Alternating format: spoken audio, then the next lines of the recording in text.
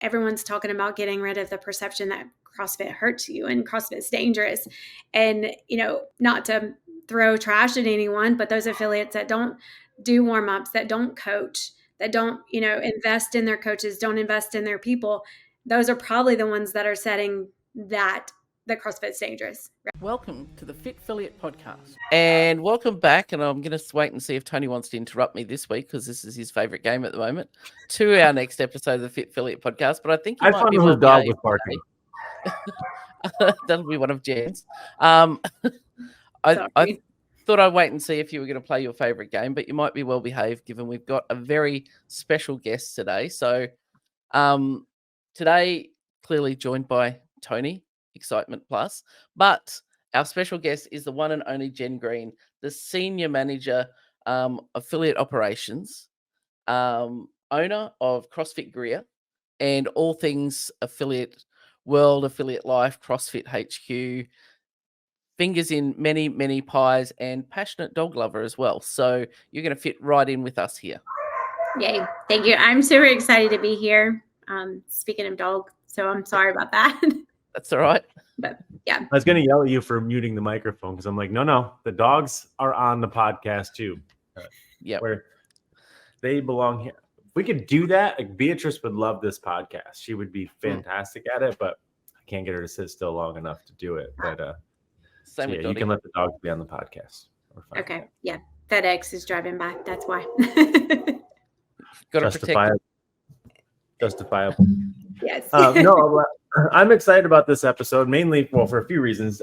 One, Lisa introduced you probably a lot more professionally, because I would have introduced you as the queen of the affiliates, but we can talk a little bit more about that. I know you're not necessarily royalty, but I think for a lot of people in the affiliate landscape, we talked a little bit about this before we push record, but there's so many moving parts to put together the thing that I don't want to say take for granted, but the thing that people just kind of know exists, like they're just a part of. And what I mean by people means clients inside an affiliate and affiliate owners. And I think there's this collective idea that HQ has no idea what they're doing. And they like to point fingers at like bad things, but there's so many of you guys who work so hard, and you have the craziest job of so many people that I know of, because for all of you guys that are listening, Jenn basically is responsible for all the people who are responsible individually for all the affiliates. And so she's kind of, I jokingly call her kind of like the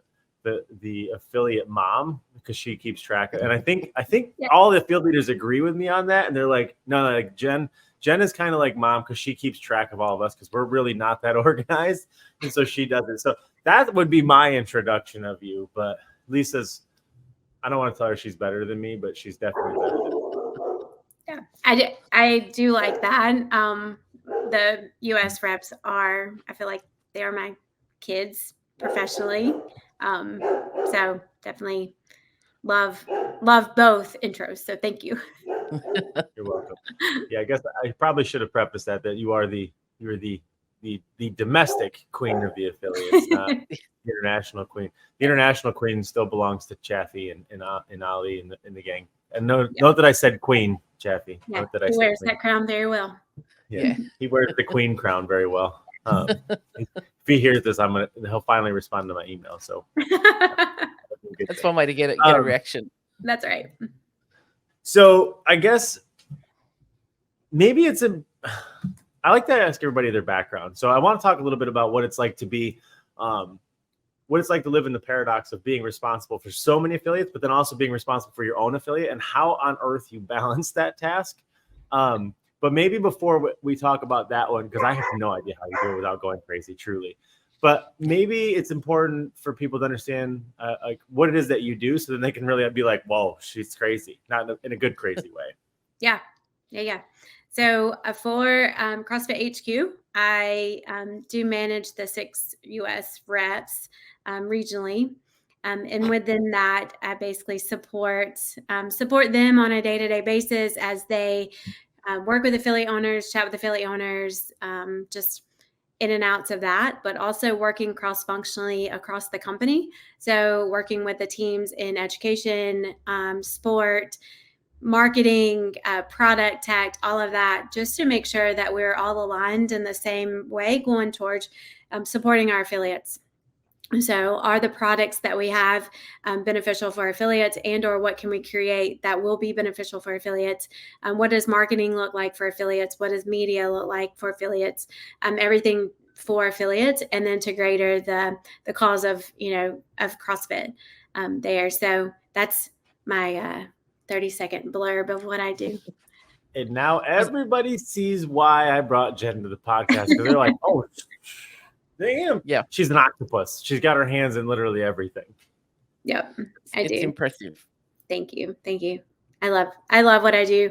I think, obviously having the passion of being an affiliate owner, but also a successful business owner, I know what it takes on both ends, right? So you've got the compassion and just like the heart of an owner that wants to just give and do everything, but also to have a successful business. It's hard. You can't just like say, I want to take level 1 and be an affiliate owner. There's a lot of steps in between that. Well, you can try, and a lot have, but as they learn, it's not exactly going to pan out. Yes. But luckily, they got people like you, and I've said it on here enough times. Like, probably the one there's a lot of cool things that have come out of HQ over the last 20 years that I've been associated with it. But and I think I said this to you specifically or personally, is that I think that as it applies now, the collection of field leaders worldwide, and that support network that exists for affiliate owners, in my opinion, is probably one of the coolest and most successful, full scale rollouts that I've seen the company pull off probably forever. Right? I mean, we all know that like that didn't there was somebody that was sort of pseudo assigned to you in the past that was kind of like a thing. And maybe if you send an email, you get an answer, but if you screwed something up, you would definitely get an email type of thing. And like, that was it. But like the fact that, not to call it into attention, but with the price increase affiliate landscape, like that could have never happened without the support and the loyalty and the commitment that all of your team has to those people. Like, and I know, like, seeing Chase pre and post conversation, like just seeing how hard they had to work to help people make sense of it and understand it, and really just help them have a plan on how it to not affect them. And like, that would have never existed before. And right. Like, and so you could say, yeah, but then also the price increase wouldn't have happened. That was going to happen regardless, right? Like, listen, I don't know if you bought milk recently, but milk has gone up more than your affiliate fee went up. So, and I'm not, and I think that part of it's cool, but it's very cool to bring you on here because, you are effectively all their mothers. And you and I've had enough conversations, but you're also like one of the sweetest, sort of like kindest people who just kind of floats around. So I was like, this would be very fun to bring Jenn on here and see if I can make her uncomfortable. But I'm not going to do that because she just got over being sick. So I'll be kind to her this time. You can. That's what you specialize in, Tony. Right. You can totally do that. Only you, Lisa. I'm here to make you uncomfortable. Yeah. Oh, you've nailed that. No, I think like you said it right. Like there's some hard conversations that needed to be had, and like emailing in a general support box, right? So the support box is just transactional. They're just there to answer your questions or to direct you to a FAQ or something. But actually having a person that you can call and talk to and like text or email or social media and know that person and see who that person is, and they're just not somewhere across the across the street, across the world. They actually own an affiliate or have owned an affiliate. So like the whole team has been in their shoes and they know what we're going through. And so to be able to talk about the price change or the credential change or anything that, has just been hard. Me being able to be like, pick up the phone and say like, hey, Chase, or hey, Gordon, on that. It's been amazing. The team has like kicked just ass on that, and like those hard conversations just day in, day out, all night. Like their calendars were fully booked and they were not complaining at all. Like that, they were just feed in, let's go. So and quite often people will be a lot more free. Like I had a conversation with somebody yesterday who was saying that, we could do this next appointment by phone, but I'd rather you come in the office and talk because we have a bit more, if I can see you and talk to you, then we'll get into more conversational stuff rather than just what you would on an email or a quick, something transactional. And I think it really gave the affiliate owners the space to feel like they're actually seen and heard rather than just getting a canned response or just well, why will I email? I'm just going to get told this is the way it is. But have someone go, I know, but it's going to be okay. Yeah, for You're sure. going to be okay. And you've got decisions to make, but, I get it. It's uncomfortable for everybody. Change is hard. But to have that other voice on the end of the Zoom screen, I know, I'm in Australia, so I know that the guys, Ed and Lily, on my prison island, as you like to say. You said Ed it and that Lily,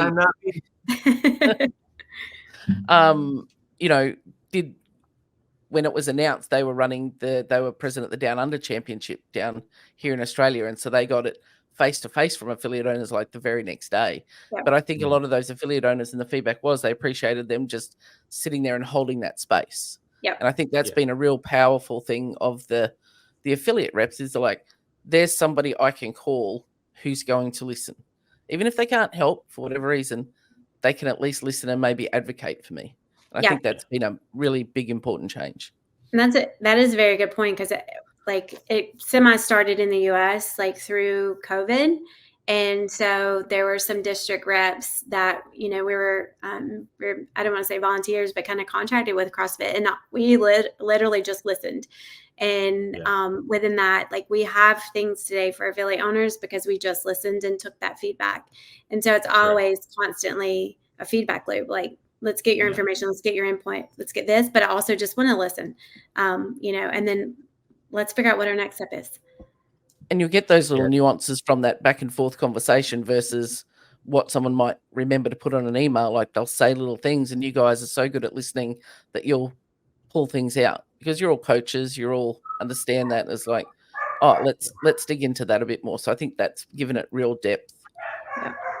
Yeah, I mean the price increase is it's a terrible example, but it's the most relevant one, right? Or the most relative one at this point. That's why I think we use that one. But there's so many other cool ones, I guess, to that point that you just made, Jen, which is like the feedback, right? Because what I think is very cool about the field leaders worldwide, not just the team that you manage, but in this obvious instance, we're talking a lot domestically, which I know is going to incite the entire international crowd because they already feel like people only can pay attention to the US, but I promise nobody's getting, I'm just kidding. But what I think is very cool is that it's a team of people that it's not only are they just, willing to put time into the affiliates, they're actually very cool people that people are excited to talk to, which is cool for me. I just said cool too many times, but also, now having spent time, with a lot of them talking to them, what I think is great about the field leaders, especially the US ones, is that I have a core philosophy, which is never text when you can talk and never talk when you can see. And they mostly have that exact same philosophy. I know most of them are just like, hey, let's jump on a Zoom call or let's jump on a video call. And being able to do that, and if you there's a lot of new affiliates who've taken over affiliates in the post-COVID era. So they might think that this is just how it's always been. But I want you to understand, you might have figured out, maybe I'll just send in a carrier pigeon because that's probably the only way I can communicate with somebody. And so, and what's important about that is not that there's this authoritarian source that's overlording your affiliates. That it's what you just said, Jen, which is the field leaders have not been. They're not important in my opinion. They're not important in terms of communicating changes from HQ, but they've been so instrumental in receiving feedback and input from the affiliates, the landscape, and then getting that back to HQ. And so you see these changes roll out much faster than they were in the past. And I think there's a lot of people who get suspect of that because they're like, HQ is just changing things and it's, it's the new era and it's all these things. But I'm like, no, it's not because they're changing things because they need to change things. It's that now the systems are in place to change things. Whereas in the past, everything kind of existed to be it's perfect, don't touch it. Right? And it's a don't ask, don't tell legacy that was back there. And now it's a very much of a, the future is forward type of thing. And there's no way around that couldn't have been possible without the team that you've assembled. which is also happens to be very, very, very good looking. So everybody wants to know when the calendar is coming out. There's no calendar unless there's a calendar. I don't know about a calendar, but Jason, Charlesworth, and Gordon will take up a handful of those pages, and Kevin. But don't forget Kevin, right? He's in there too, but should be like, leave me out of this. But the point is, I guess, like, those things couldn't be possible with the team, without that team, and I think that part's cool. Yeah, the team. I think again, like, we have the products and the tools based on the feedback, and it's constantly evolving. So, like, joining the education team meetings, or about CAP with the affiliate programming, or things come into that, it's always like, these are feedback, these are things for affiliate owners, like, how are we going to benefit them, or how can we implement, does it make sense to make these changes? And so always just knowing that, like, their feedback is getting in somewhere, we have support, and our team fights hard for our affiliate owners. So I've watched that fight happen firsthand, and I'm like, man, you guys, like, we're biased because we think that, I suppose anybody who sits in our position thinks it, but like, we think that we're the prime protectors of the affiliate model. But like, it wasn't until, like, I started really communicating with the team that I was like, oh, they are in really, really, really good hands. And I've said it on here before, like, affiliate was built truly to protect the affiliate model as we knew it. And, that's changed a little bit over time, but like, that's still the core focus. And in the beginning, that was like, we started just before 2020. And so, like, then 2020 kind of got a little crazy, and we were like, I don't know if we might be protecting the affiliate model from HQ, right? And for a while it was kind of like, I don't trust you, stay back, right? Yeah. What's going on? And then little by little, first, the big change that brought me on board was, moving Nicole into the director of brand position, because I was like, okay, we've gotten back a North Star. The just cause is coming back. There's something for people to believe in. You've got my attention. And then it was like, then the changes, like you were just mentioning, like the structure of the field leaders got a little bit more cemented and created and concreted in there. And like, the people who were chosen to do it, like, internationally as well, like Carl and everybody else, like Ali, like, I was like, okay, that's the right who for the how, right? The right people in the right seats. And I was like, I can't really be that. Like, first of all, they're all friends of mine, so I can't be like, you're the wrong person for the job. But like, also, I'm like, okay, they don't get it. But then fast forward to like now, the one thing that we say a lot, or that I say a lot at least, is that I think the biggest risk facing the affiliate model today still stands. And I think that risk is standardization and doubt. Mm-hmm. I think that now more than ever, affiliate owners, due to too much information, doubt themselves more than they ever did. And everybody's solution to that doubt has been to try to standardize them. And that obviously threatens the entire, sort of collective entity that is the affiliate, which rises together, right? Because like, all of us doing our own thing allows us to find a way to kind of evolve this thing. Because if we're all doing the same thing, then nobody's innovating, right? So like, all the affiliates are built in innovation. And so that doubt is sold to them from the gurus and the people who have the solutions to them. And then their solution is to make them all identifiably the same as each other. And my fear was that you guys were going to do the same thing. And then fast forward to now, and like, with the things that are coming out, I'm very happy to see like that individuality is it's like sanctimonious, like it's being protected. Like, we don't want to tell them what to do. We want to preserve their individuality. And like that, if there was a big win, like that's the win, I could be like, I could actually just walk into the sunset now and be like, I think we're doing all right. And so that part's very cool. And I'm glad you guys are on that page. Yeah, definitely. I think we also, want to give all of our affiliate owners the autonomy to run their business the way that we want to run it with that. But I also think, like, thinking about quality, right? So one of the biggest pieces of feedback was just like quality, and we've heard this on a couple of different podcasts, that Don asked at an event to a group of, 100 affiliate owners, if your mom said she wanted to do CrossFit, like, how many of you would trust that she could just walk into any affiliate and be treated the way that you would treat her? And no one raised their hand. And so that was kind of like really eye-opening of, like, we've all been into affiliates where the coaching is not quality. And, like, let's just kind of start at the bottom. Let's just get some bare minimums of like what quality looks like, what what you can expect, but it's, again, still letting you run your business the way that you want to run it. But we also, everyone's talking about getting rid of the perception that CrossFit hurts you and CrossFit is dangerous. And, not to throw trash at anyone, but those affiliates that don't do warm-ups, that don't coach, that don't, invest in their coaches, don't invest in their people, those are probably the ones that are setting that the CrossFit's dangerous, right? So, just looking at like where we're going for education, requiring, licensee holders to have a level 2 by their license renewal from a year from now, I think it's very important, and just where we're going with quality of things. Yeah, for sure. I mean, the last 2 episodes that we've recorded have been particularly specifically about CrossFit health, and much that same conversation, like you were just saying, like quality matters, but I think it's a little bit bigger than just good affiliate versus bad affiliate. And I think one of the issues, and I definitely agree with you, so I'm not challenging on this, but like one of the big struggles that face affiliates is like, what do we do, right? Because like collectively, I think we've all been allowed to choose like what our idea of application and implementation of CrossFit is, and most people don't even really think about that. They just think about like, I don't know what the application of CrossFit is, so I just do the CrossFit thing. And a lot of that, I think, is a byproduct of not so much a quality thing, but really has been a branding and a messaging thing. And I think a lot of it was perpetuated, in my opinion, this is purely my opinion, based on the growth of the games, right? And the growth of the games, not that the games are bad. The games are fantastic. They're fun to watch. They're all the things that are cool. But if you don't have a powerful why behind why your affiliate needs to exist, or even why you're a member of an affiliate, like it's very easy to let those whats become those whys. And like you get people to be like, I just want something to belong to. And so they start looking at the games, and not to say that changes the quality in the affiliate, but it does change the focus of an affiliate, right?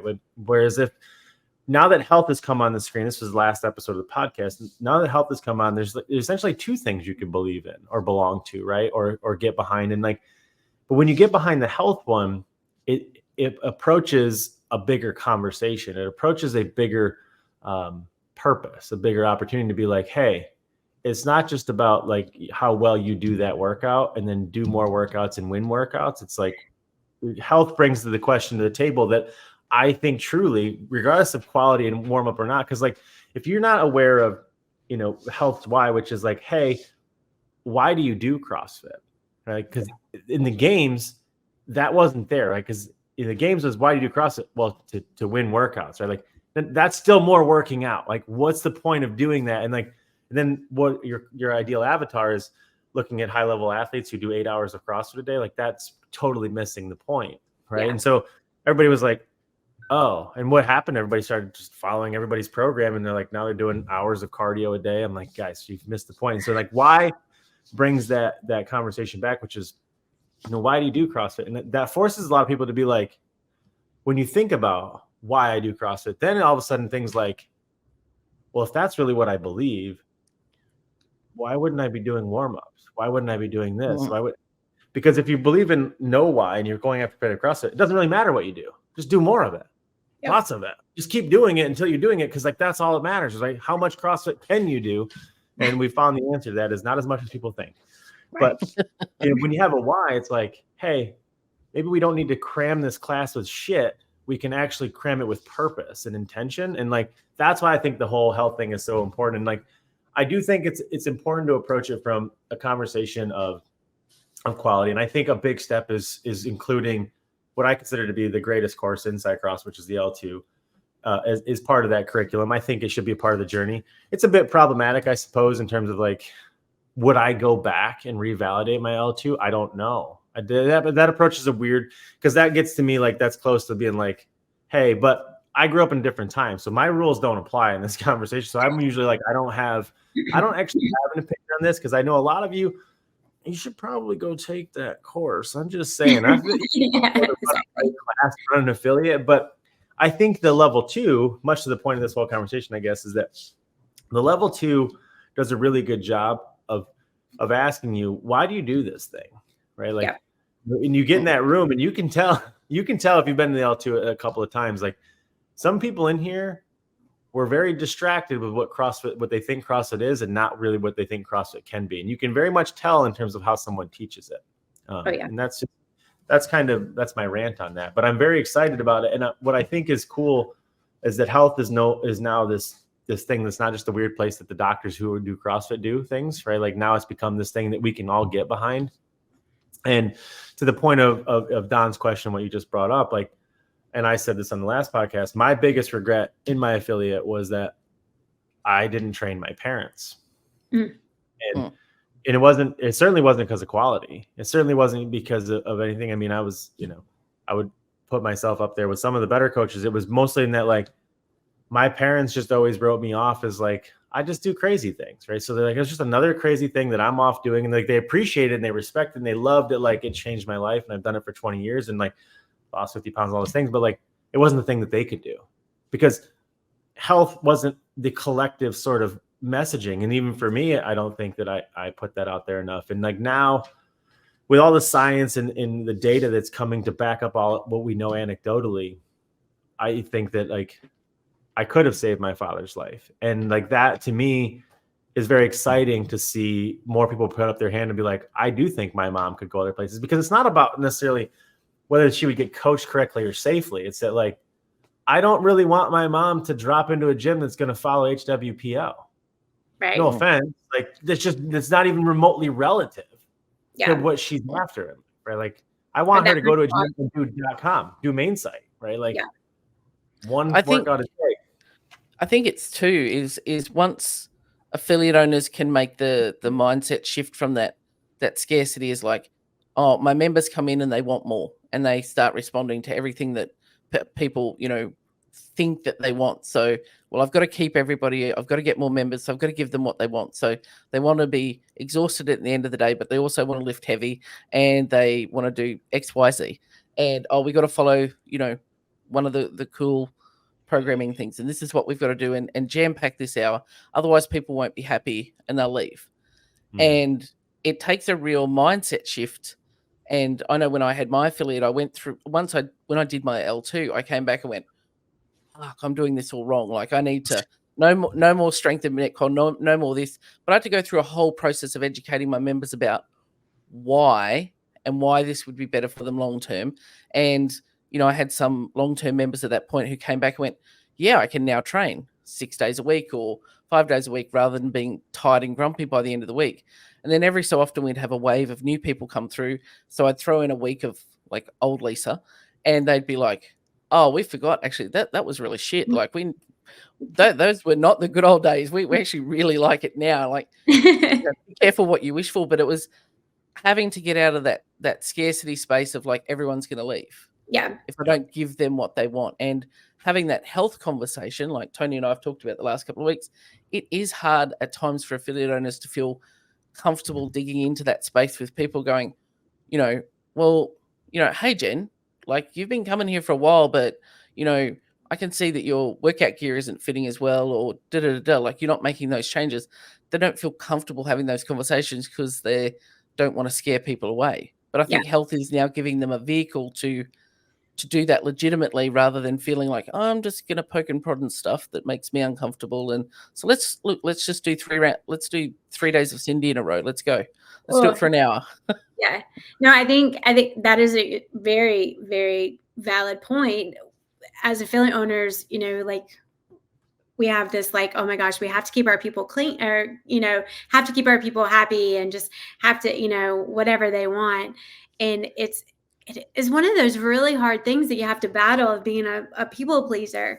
And then just knowing what they need versus like what they want. And they all want, right, PRs every single day. They all want to lose 100 pounds or whatever. They all want to have abs. They all want this.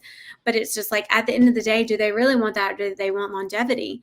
And, looking at like, what does longevity look like for them and how we can continue to educate them every single day at the whiteboard brief or in general, right? Like why we're doing what we're doing, why we're doing the program that we're doing, and like why we're not like slam packing full. This is not a competitor's class. So like, we're not going to follow in with competitors programming and just fighting that constant battle.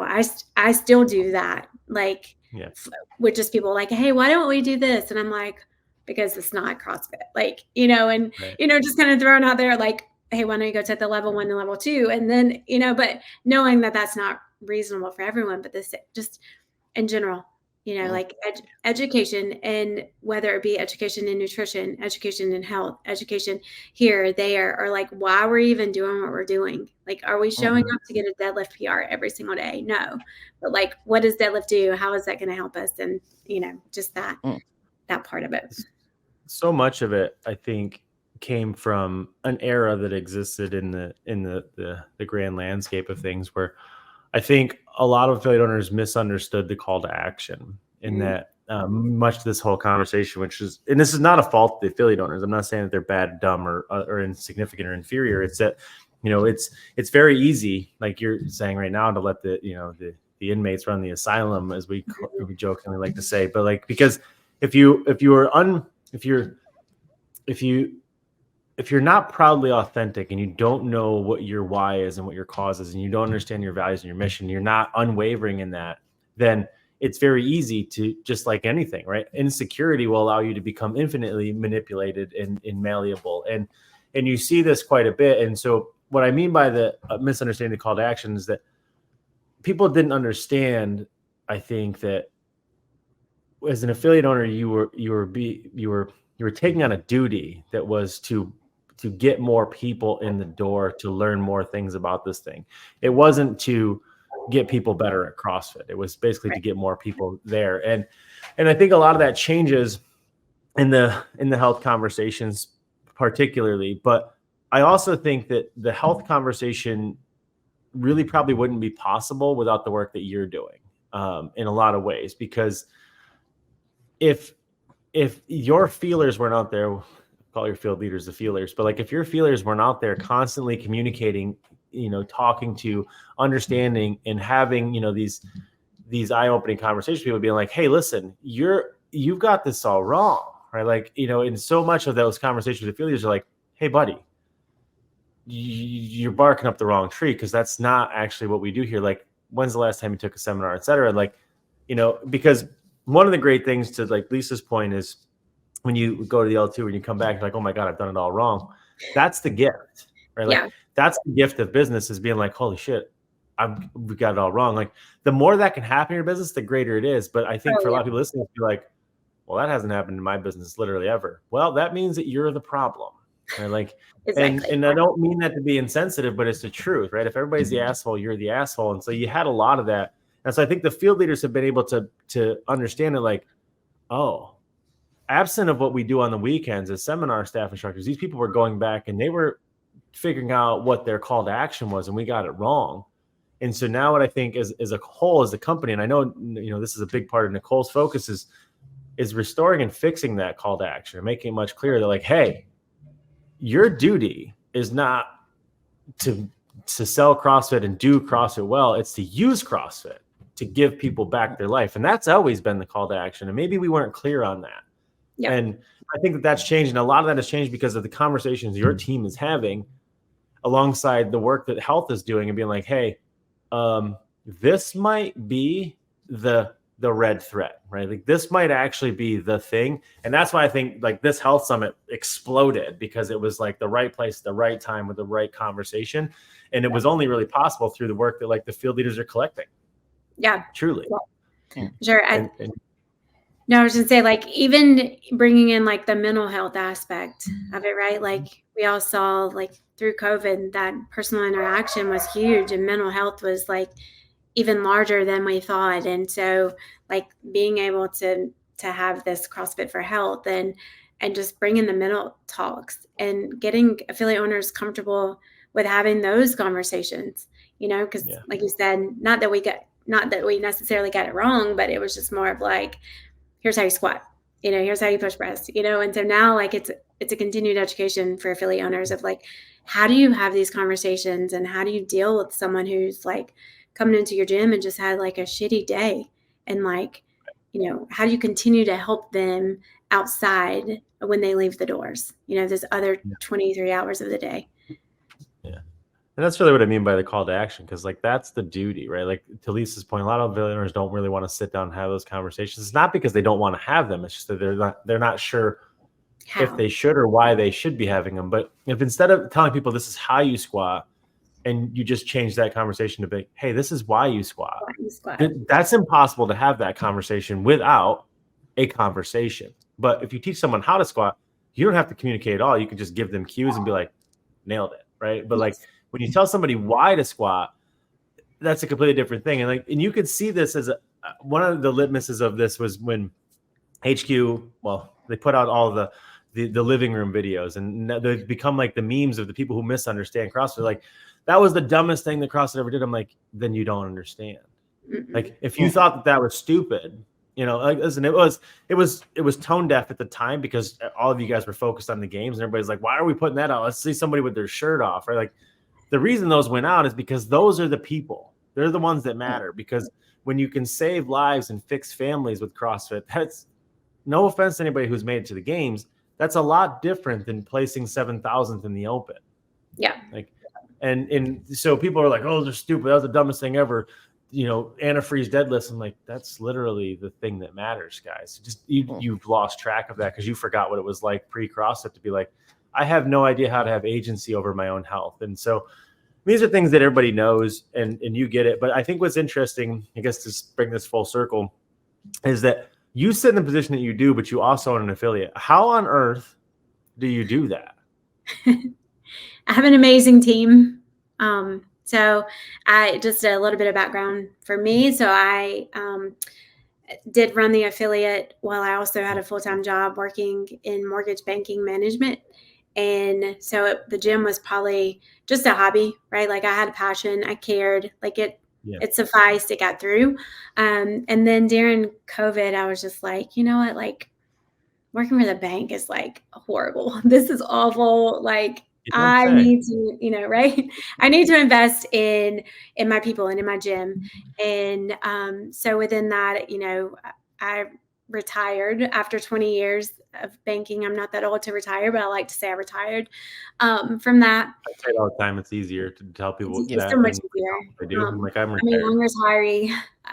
But, and then just, started really investing in my gym, like the coaching development, the people, and just really, I'm a very relationship kind of person. And so just really leveling that up, but also having some good expectations about what that looked like. What does it look like to run a business to be profitable? Also brought in a business mentor and just kind of helped with like within the affiliate itself and put in policies, put in practices, just all of that. And so now it's kind of come back circle to where I can still run my gym full time. I have an amazing staff, amazing coaching staff from that. And I still get to be an integral part of it. Yeah. I guess the reason I asked too is I know that you obviously run a good business, so that's not so surprising to me, but I also know how busy you are in the role that you're in. And so those two things could easily come to a head if you weren't that way. But I think for me, what's fascinating is the amount of energy and enthusiasm and truly, honestly, the love I know you pour into the role that you have. I'm very curious if it takes a toll. I guess the answer is no in terms of the attention. I guess it's probably because your gym has a reason to exist, right? Like that's the kind of the core part of this that matters, is that like if your gym doesn't have a reason, a powerful, compelling why it needs to exist, this role I think would have just bulldozed that whole thing.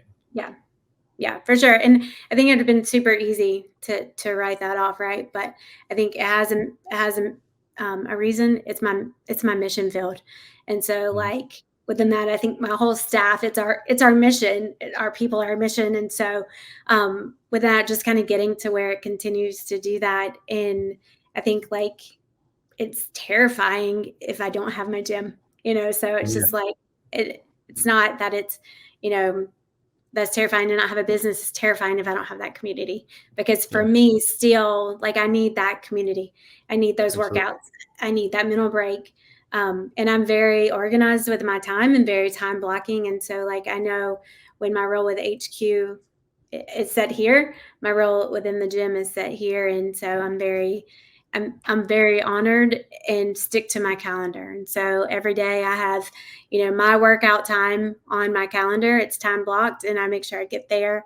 And then I also ensure that I still coach and see my people a couple of times a week. So that's on my calendar as a hard block. That way I can kind of still balance the love of both.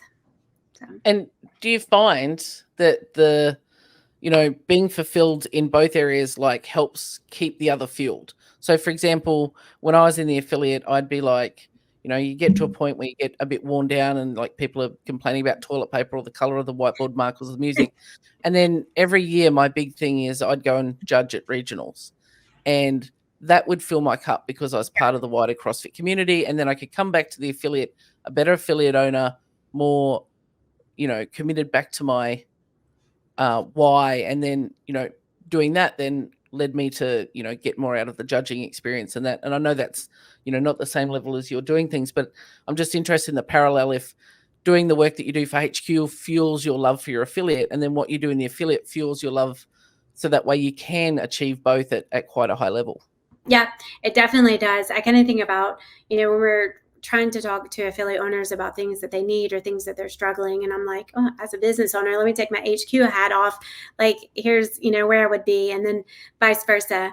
But always just consistently looking at those stories. And being HQ, I hear stories all the time, and I'm like, oh, I love this. This would be like, a story that would come out of my gym. And, and again, I do have a couple people on staff that are just very much like, they can tell when I'm like, I hit that line where I'm just exhausted or bored or, like not bored, but just like done. And so they're just, they are really good to like respect my boundaries and to push me out and just say like, hey, we're going to coach today, take a couple of days off, like, things. And so we're really trying to innovate things. So we've started doing some rocking within the gym group so we can still kind of get the community together, but it's like my rest day but I can still be at the gym and see the people.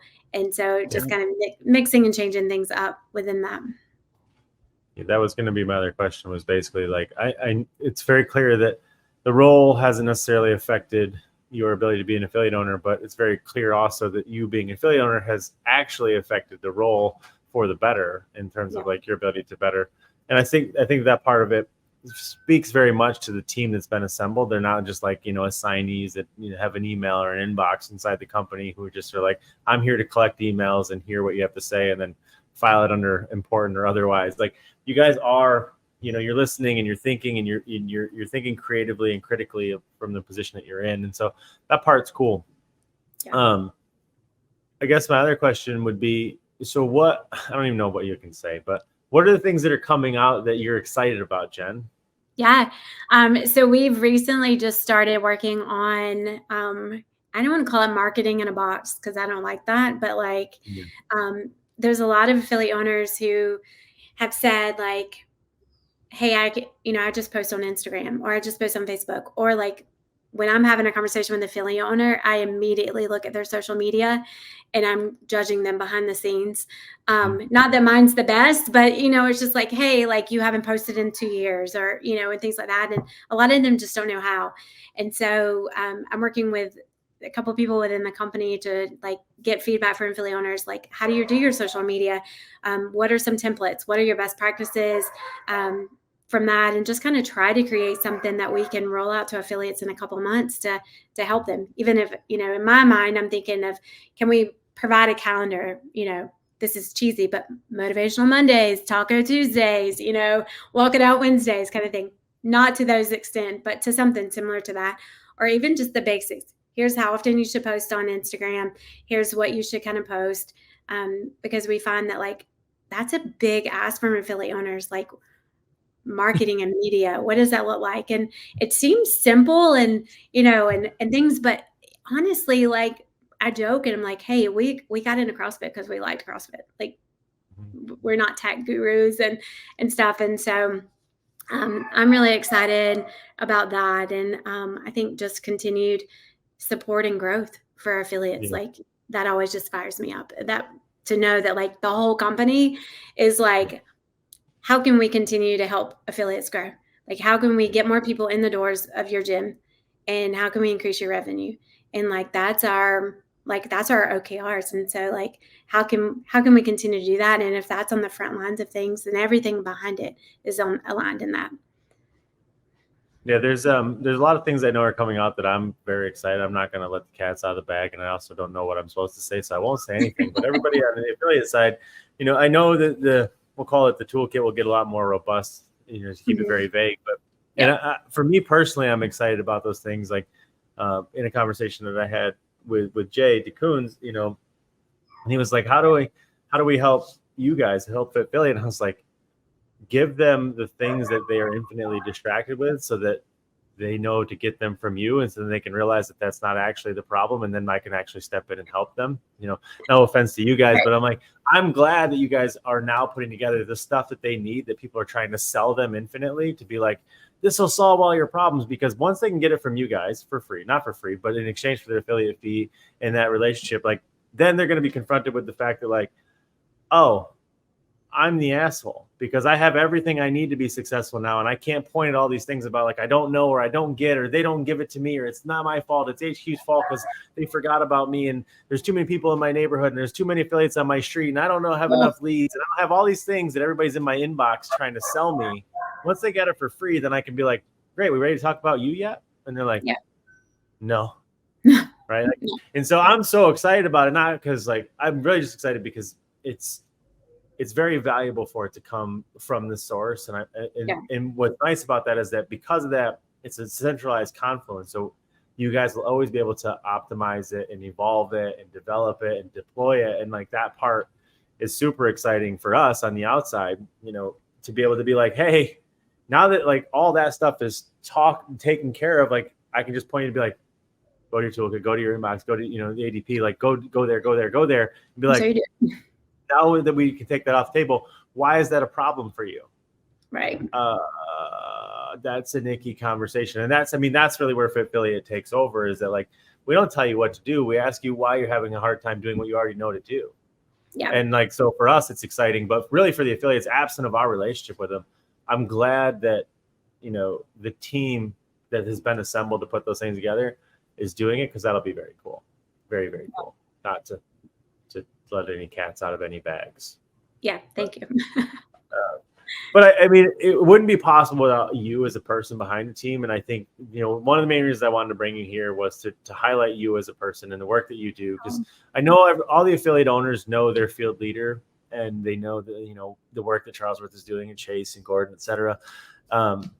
And they're very appreciative and thankful to having that relationship. But, I think it's important to shine the light on you, because all of those field leaders will tell me point blank every single time, I couldn't do it without Jenn. And I think that people need to know that people like you exist. And there's a lot of people like you in the company doing a lot of different things, doing it to be selfless, which is why I think I like you so much. Like this whole organization was designed to be faceless, because I don't want to ever be the guru.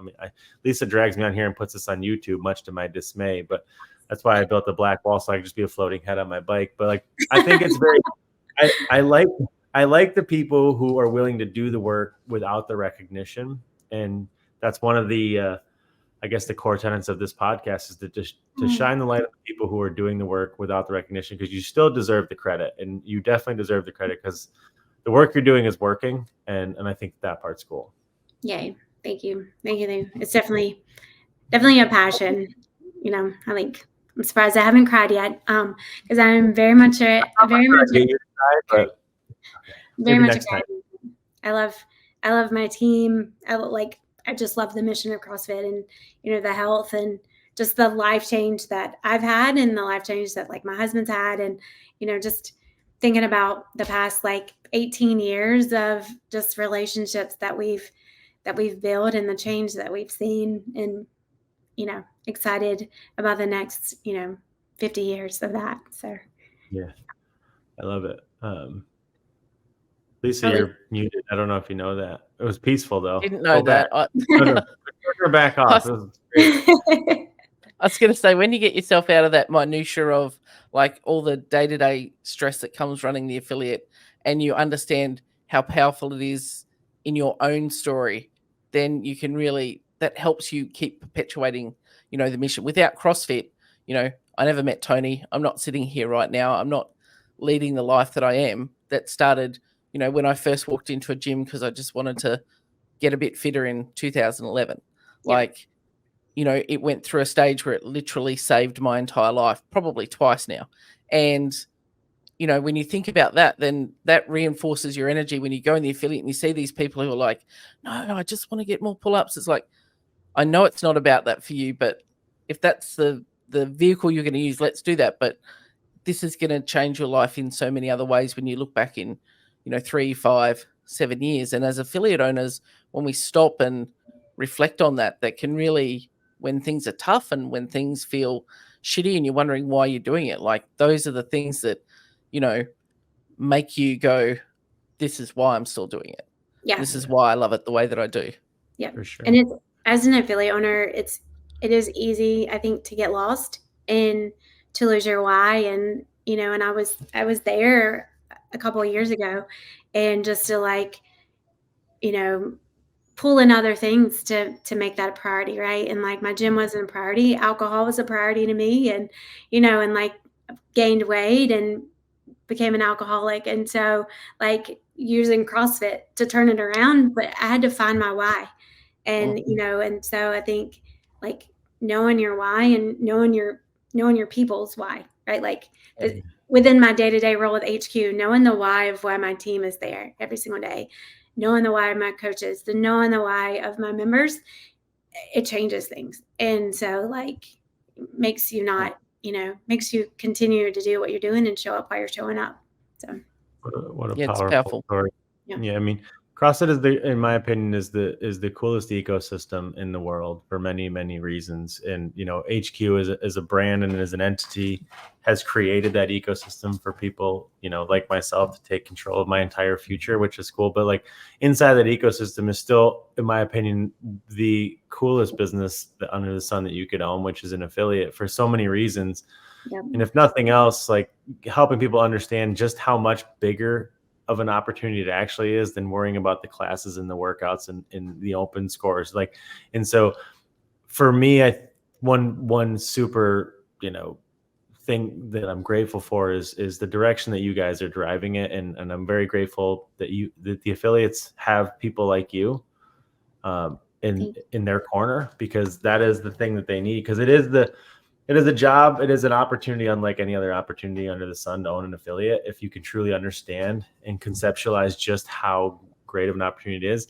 And it's only possible once the distractions start to get quieter. And I'm glad you guys are fighting to keep them the way that they are and help them to get better. And it wouldn't really be possible without you guys. So I'm super grateful for it. And I'm grateful for your position. Yeah. Well, I'm grateful for you guys. So to me, it's important for affiliates to have that outside voice that knows, and to kind of help them along. For sure. I love it. Well, fantastic. Lisa, you can thank you guys to do the thing I do. Thank you, Jen. It's been an amazing conversation, and I know it usually cuts me off to do this at the end of the podcast. I was still talking, so I just had to cut her off. Time. He started last week. You guys off? Can I get you guys? But I definitely know, Jen, we will have you back for more conversations, because this is an important conversation we want to keep going, and shining that spotlight on the work that you guys do, and also helping affiliate owners realize that, we're all in this together, and their why and the power of the mission that they're fulfilling, and why it's important that they keep fighting the fight. So thank you for your time today. I've really loved chatting to you, and thank you, Tony. And we will see you guys on the next episode. Yeah. Bye. Thanks for listening. We hope you enjoyed today's show. Please remember to like and subscribe on your favorite platform.